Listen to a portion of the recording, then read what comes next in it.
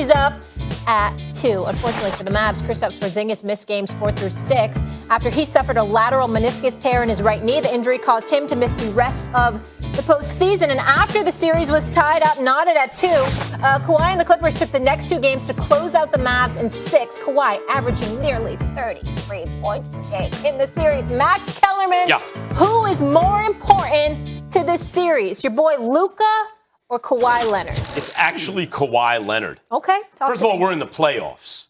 You notice how Luka has been a little hot-tempered this entire season, showing a little immaturity? Is that Kawhi Leonard? You have to worry about Kawhi losing his cool in the playoffs? And I know he had a bad Game 7 against Denver. Yeah. That was atypical. Kawhi Leonard has been one of the greatest postseason performers in the history of any sport. He's been incredibly clutch. In fact, last year against Dallas, same series, right? 33, 10, and 5 for the series, shooting 54% from the field. And you know what his plus-minus was? 38. When he's playing you 38 points better over the course of the series than the Dallas Mavericks. Stephen A., except for the plus-minus, everything I just said only speaks to Kawhi's offense. What's Kawhi going to be primarily known for? His defense. Actually, they're offensively, statistically, Luka and Kawhi are very similar. Kawhi has more steals, of course. Luka has more assists, of course. They're different kinds of players. But offensively, they're very similar in terms of what they're going to score and their rebounds and all this stuff. And then defensively, there's no comparison. So when you add all that up and then plus take into account Kawhi's history of clutch performances, the answer is Kawhi Leonard. The answer is not Kawhi Leonard. And I'm not taking anything away from the greatness of Kawhi Leonard, because even though I get on him about the load management stuff, the bottom line is he is an elite performer when it counts for the most part. And I won't take that away from him. I know how great he is. But last time I checked, Paul George ain't nothing to sneeze at. Rondo, meaning playoff Rondo, is nothing to sneeze at. Reggie Jackson is not a scrub. Morris can play. They just picked up Kennard. They've got DeMarcus Cousins. They've got a few others. Without Luka, what are the Dallas Mavericks? I'm sorry. This is a brother we ignore because we've been paying so much attention to the greatness of Steph Curry, the triple doubles of Russell Westbrook, the injuries to Anthony Davis, and of course LeBron James. We just forgot that a guy by the name of Luka Doncic is averaged 27.7 points, 8.6 assists, 8 rebounds, shooting 47.9% from the field and 35% from three-point range. How many people in the league got those numbers?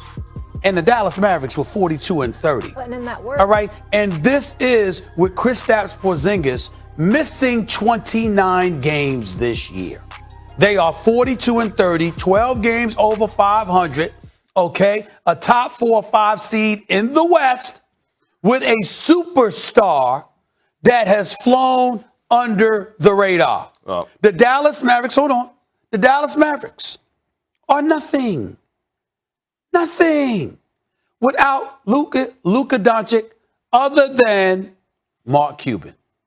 Shark Tank, Mark Cuban, billionaire, Mark Cuban, brilliant mind, somebody we all love talking to, definitely a friend of the show, and of course the championship coach that is Rick Carlisle. The point is, Luka is everything to that.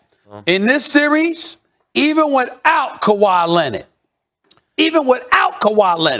the Clippers have a chance. Without Luka, Dallas, I would say lottery, but they'd be lower than that. No, I would agree with that, actually. If you took Luka off that team, they have less of a chance because he runs their offense.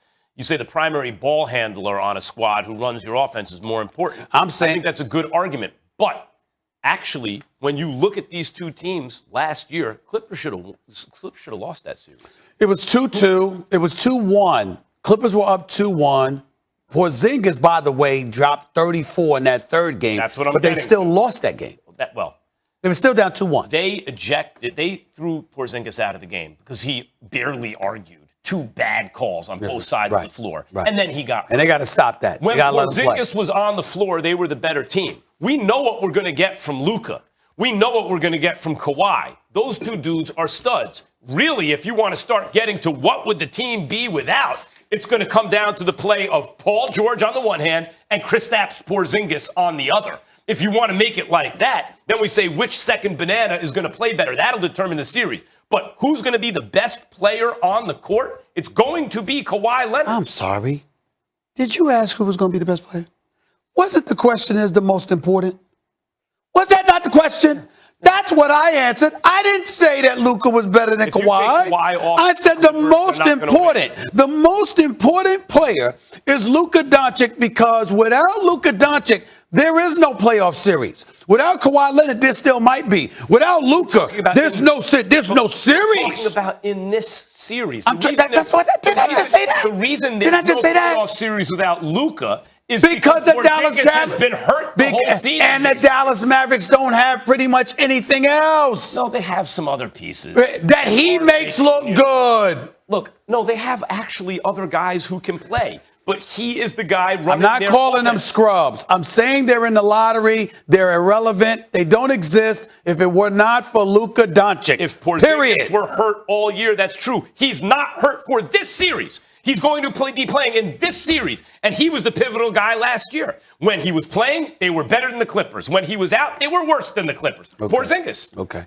Well, when you get a feather and you throw it by Luka Doncic, Kristaps Porzingis, and he's out for 2 weeks because of it, because he got hit by a feather. You can't expect him to survive a feather. You know what I'm saying? Come on, man. Ridiculous. Come on, man. He's setting the bar too high. All right, we'll leave it there. When we go back here on Verse Take, LeBron says he's underappreciated. And to me, they accomplished what was their number one goal, and that was to change the perception of where the Knicks were. In terms of change the perception around the league, change the perception with other players, with agents. In terms of going forward, is that a good place to go play? Well, now all of a sudden, that's a good place to go play because, man, that team plays hard. They play together. And New York Knicks basketball is now something people are talking around throughout the league. So they accomplished that, which to me was number one priority.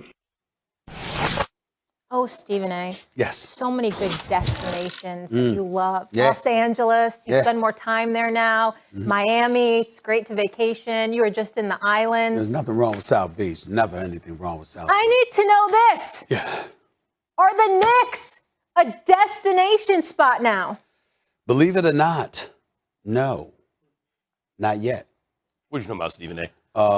Let me tell you this, West, Worldwide West. Please don't text me. Don't. Where are your pom poms? Don't worry about this. Don't worry about this. What you talk about, Stephen A? Listen, here's the deal. It's not a destination spot yet. Let me explain. I can't say enough about Tom Thibodeau. He's number 2 on my Coach of the Year. I have a vote, and I'm not gonna hide it. I voted for Monty Williams. Monty Williams, Coach of the Year. Tom Thibodeau's a close number 2. I think the job Monty Williams did in Phoenix is sensational. Leon Rose is my Executive of the Year. I think he's done a phenomenal job. Absolutely. With Scott Perry and Worldwide West, William Wesley there, from that particular standpoint, culturally, the New York Knicks can very well be a destination spot. I'm not going to even blame Dolan, because in recent months, Dolan has, thank God, stayed out of the media, stayed out of the news. The question mark is Tom Thibodeau. Shocking, isn't it? Yeah. Because he's number 2 Coach of the Year, my candidate. Great coach, number 1 defense, number 1 against three-point shooting, top 5 against the field. But today's player, they want to control stuff. That ain't happening with Tom Thibodeau. You're not going to engage in load management of your own accord working for Tom Thibodeau. You ain't going to get too many perks playing for Tom Thibodeau. You going to prioritize basketball. You playing for Tom Thibodeau. You're not going to go up on podiums talking about basketball is not on your mind. That ain't happening with Tom Thibodeau. That kind of stuff. I'm just going to take days. I'm just going to take days off. That ain't happening with him. Yeah. So I'm not saying it as a negative to him, because Tom Thibodeau has been on the record talking about the adjustments that he has had to make as a head coach from Chicago to Minnesota, where he was